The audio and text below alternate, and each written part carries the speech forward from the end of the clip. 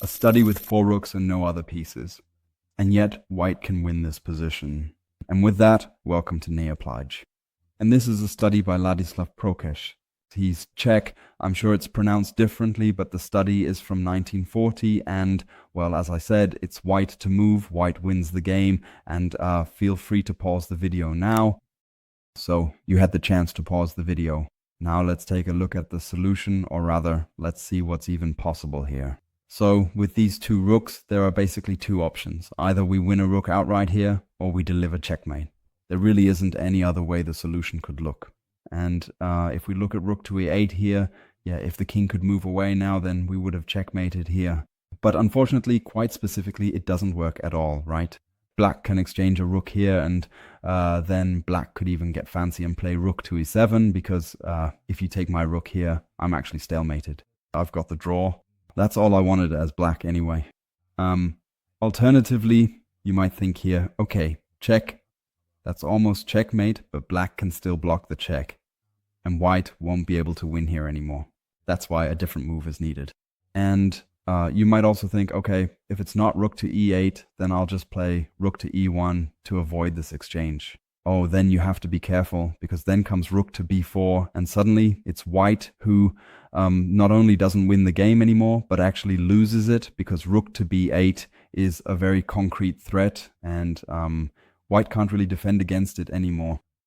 But that also kind of leads us to the solution, because if a rook lands here, then the respective player, or rather the opponent, is checkmated.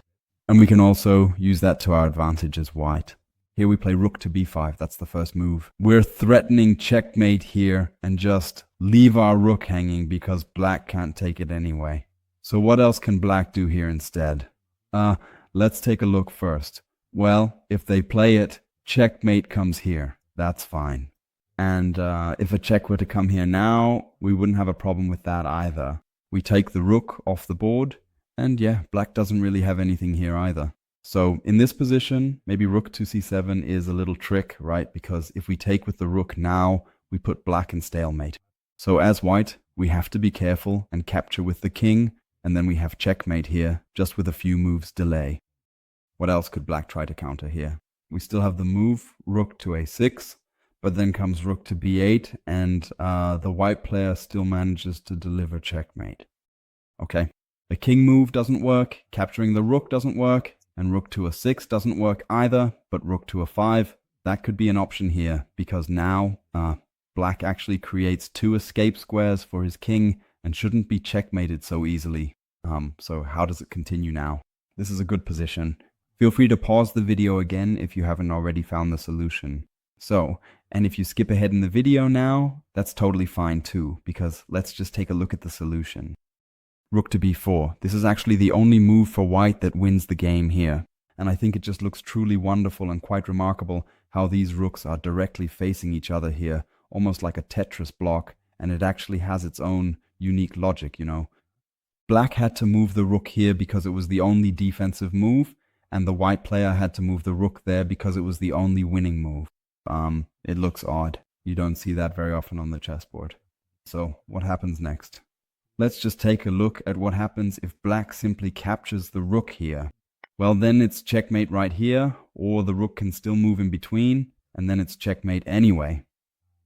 It's actually the same if the other rook is captured, only that checkmate comes just a bit earlier in that particular case. So what other options are there? Well, if something like rook to a7 happens, we have the motif. Rook to b8 is immediate checkmate. And then after rook to a6, it's pretty much the same, right? We give a check here, and after king to a7, that's when checkmate follows, which is why the most committed defense for black has to be king to a7. He just has to keep a few squares available so the rooks can't deliver checkmate so easily. But how does it continue? White simply gives a check anyway. And, right, the black king shouldn't go to a6 here, because then immediate checkmate is threatened again. But after a8, there must be another way for it to continue. Here, the checks from the rook come in, and now it's really nice. You can checkmate with the white rook here, and the black king has no escape squares left. And the nice thing is that the king is still protecting this rook. That's what makes the whole thing work. And yes, that's how white can checkmate black with 2 rooks against 2 rooks, and it's forced. So that was today's study. Did you enjoy it? Feel free to leave a like. That would, as always, make me very, very happy. And I have quite a lot more studies. I'll show you one of them here in the video now. Feel free to click on it, and then I'll see you in the next video.